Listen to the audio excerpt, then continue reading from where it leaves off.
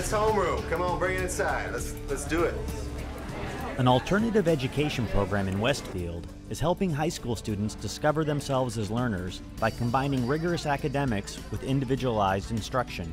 Project 79 is an alternate form of learning where they bring up the question like, is there a way that we can get kids who aren't doing well in mainstream, and instead of just giving up on them, putting them in an environment where they can succeed and do better.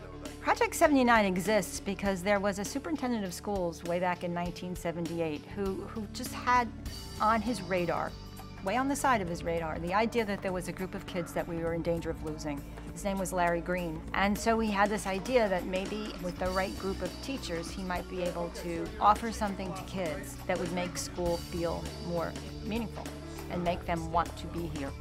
Project 79 is a college preparatory curriculum, so project students take the same subjects at the same levels as students not in the program. The difference is the teaching. One of our purposes is to try to, have each kid figure out how to use the unique equipment that's between his or her ears.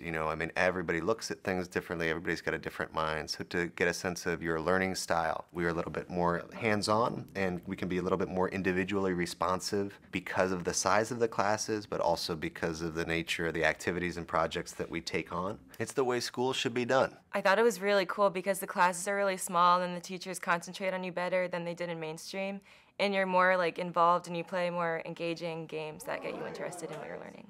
There is a perception that project classes are easier, and that's completely false. I teach mainstream geometry and I teach project geometry, and it's the same exact curriculum. I may teach it slightly different, but the material is the same and the curriculum is the same. They're learning, New Jersey State curriculum geometry just like my mainstream kids are. It's just how they learn it is much more hands-on. And they're more responsible for what they know. They have to talk about it in class, they have to present in class, they have to teach each other things, and I think that in some ways makes it harder. You can't hide in a project class. You can't just sit there and, sit in the corner. It's just not going to happen. I just moved to Westfield as a freshman. It was very difficult for me to fit in. I was struggling with most of my classes, not because I couldn't understand it, but just because I felt different and I didn't want to be there. So I came into Project, and immediately I started paying more attention. I had friends to talk to, and my grades have gone from very low to straight A's right now. The question, who is a project student is always an interesting one, and the standard response is always this: there is not a single profile of a project student, but there are characteristics and there are some common life experiences. A lot of project students really do have a very different way of learning. A lot of our students are very mechanical, they're very artistic. They often learn more through manipulation, through hands-on. Some of our students have things going on at home that really make their focus on school very, very difficult. So there is no particular profile.